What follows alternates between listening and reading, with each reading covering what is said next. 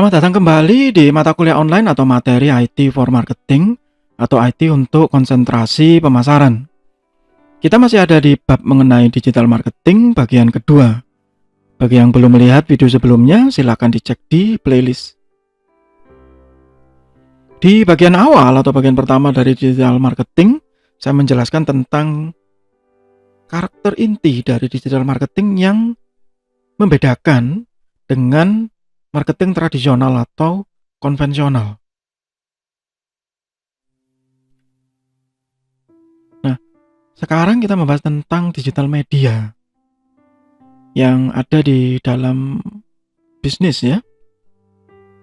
Yang secara otomatis ini nanti yang akan menjadi bahan utama dari digital marketing. Yang pertama adalah fast communication. Mirip sebenarnya dengan tradisional marketing bahwa kita tidak boleh terlalu detail. Kenapa? Karena lewat. Ya, ada salah satu penelitian yang menyatakan bahwa fokus kita kalau hanya melihat iklan seperti itu maksimal hanya 5-10 detik. Dan harus membuat lebih interaktif. Tidak bisa kita hanya memindah dari bahan yang ada di marketing konvensional ke digital marketing. Misalnya Anda memasang iklan semacam iklan baris di digital marketing, sulit. Sangat sulit. Buat interaktif. Sekarang kita sudah punya sosial media yang mensupport itu semua. Entah kita masang lewat Facebook dan Instagram, entah kita memasang lewat Google dan semua afiliasinya, entah muncul di search engine, di email, di YouTube, di Android, begitu, semua sama. Semua akan berusaha interaktif. Jadi menuju ke alamat tertentu. Comparison shopping easier. Sehingga ada komparasi. Anda bisa lihat kalau di Google ya, kita searching sesuatu kemudian muncul iklan, maka secara otomatis akan muncul iklan produk yang sejenis. Sehingga kita langsung melakukan komparasi. Sehingga kalau misalnya masih ada customer yang istilah bahasa Jawanya keblosok gitu ya, terperosok ke harga yang mahal, barang yang jelek begitu, sebenarnya ya kebangetan karena sudah ada perbandingannya secara mudah. Easier to conduct marketing research and advertise. Semuanya sudah menyediakan. Bagi Anda nanti yang ikut mata kuliah saya, terutama yang di praktikum nanti saya tunjukkan. Seperti di Google sudah menyediakan fasilitas untuk research keyword ya. Melakukan segmentasi berdasarkan demografi, wilayah, geografi, interest.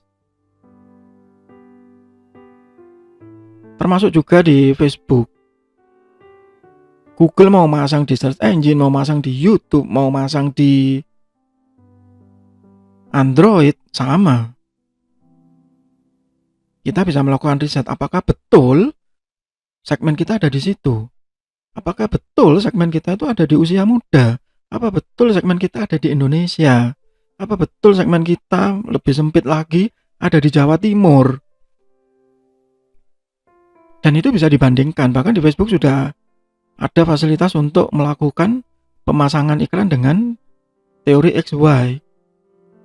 Sehingga dipasang dengan segmen A, dengan segmen B, nanti mana yang lebih menjanjikan, maka kita bisa mengarah ke sana gitu. Itu yang paling penting, dan ini tidak bisa dipelajari hanya dengan satu bab yang ada di materi ini. Harusnya memang ada lagi begitu, dan memang bagi Anda yang di program studi manajemen nanti ada lagi yang khusus ya, satu mata kuliah mengenai digital marketing begitu. Dan komunikasinya lebih baik harusnya ya, richer, faster, and more interactive. Anda bisa lihat kalau yang bermain Instagram misalnya, kita swipe up langsung ketemu, wah nggak cocok, saya nggak perlu ini. Balik lagi misal, wah ini saya kok baru tahu ya ada produk ini, kita ikut membaca. Ya, itu yang penting. Companies can reach target market more easily, affordably, and quickly. Itu tadi sudah saya jelaskan tentang target, segmentasi segala macam, dan affordably, lebih murah kok. Google 10.000 pada saat video ini dibuat ya, itu sudah bisa kok. Facebook juga sudah bisa, dan mereka semua sekarang sudah menerima rupiah ya. Jadi sudah bukan lagi kurs dolar. Ini lebih memudahkan kita kalau yang di Indonesia. Bahkan mereka semua memberikan bonus-bonus tertentu ya. Terutama Google yang masih ya, sampai video ini dibuat itu masih menyebar-nyebar voucher. Ya, kalau kita misalnya setor 200.000 kita dapat 450.000 begitu. Lumayan kan gitu. Apalagi kalau yang UMKM mereka sering mengadakan ya workshop dan bonus di dalamnya. Lebih murah ya, lebih cepat iya. Biasanya mereka review maksimal hanya 1 hari kok, sudah terpasang. They help marketer utilize new resources in seeking out and communicating with customer. Ya, mencari customer yang betul-betul tertarik. Ini sama halnya seperti Anda menyebar brosur di jalan, di perempatan. Anda menyebar 10.000 brosur, berapa yang tidak dibuang ya? Bukan berapa yang dibuang, berapa yang tidak dibuang. Rumus kasarnya kan cuma 10% dari 10%.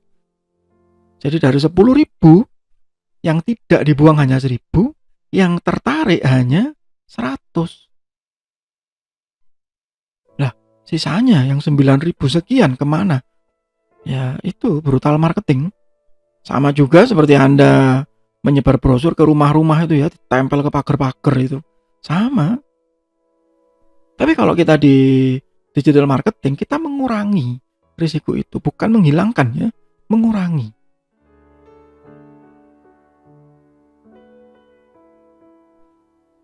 Ini yang saya bahas nanti sampai di belakang sebenarnya, bahwa ada isu manajerialnya. How do we integrate traditional marketing approach with e-marketing? Bagi yang sudah menjalani marketing tradisional, bagaimana caranya untuk berubah? Nanti bab ini akan bersambung lagi ke bab berikutnya, yaitu internet and marketing mix. Di situ lebih detail lagi nanti saya membahasnya. Kemudian isu keduanya adalah how can we use electronic communication to differentiate our product and service? Bisa nggak sih produk kita itu diiklankan lewat digital marketing? Jangan-jangan memang nggak bisa. Terutama biasanya yang bertanya-tanya adalah jasa ya. Salon, fotografer, atau barang-barang yang biasanya mereka berasumsi, wah barang saya nggak bisa dikirim jarak jauh ya Pak. Misalnya jualan furnitur gitu, nggak bisa Pak kirim luar kota, sulit. Kuliner gitu ya, sulit ini kirim luar kota, biasanya saya dalam kota. Nah, pertanyaan berikutnya, bisa nggak ini pakai digital marketing? Ya jawabannya bisa, tapi dengan penyesuaian segmen. Jangan sampai jualan soto di kota Malang, kemudian yang tertarik dari Surabaya, loh gimana cara ngirimnya begitu.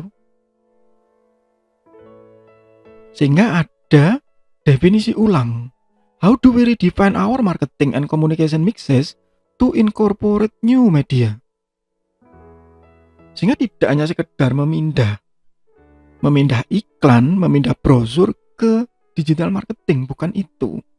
Ya, itu isu manajerialnya yang harus diperhatikan di awal sebelum kita mengimplementasikan digital marketing.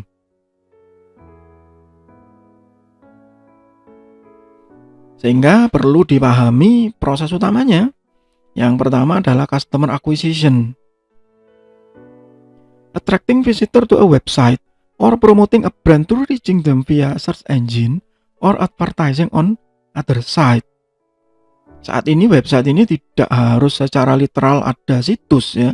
Bisa jadi itu Facebook fanpage, bisa jadi itu akun Instagram, bisa jadi itu channel di YouTube, bisa jadi itu aplikasi di Android. Jadi tidak harus situs yang sesungguhnya www.egj.com gitu, tidak harus seperti itu.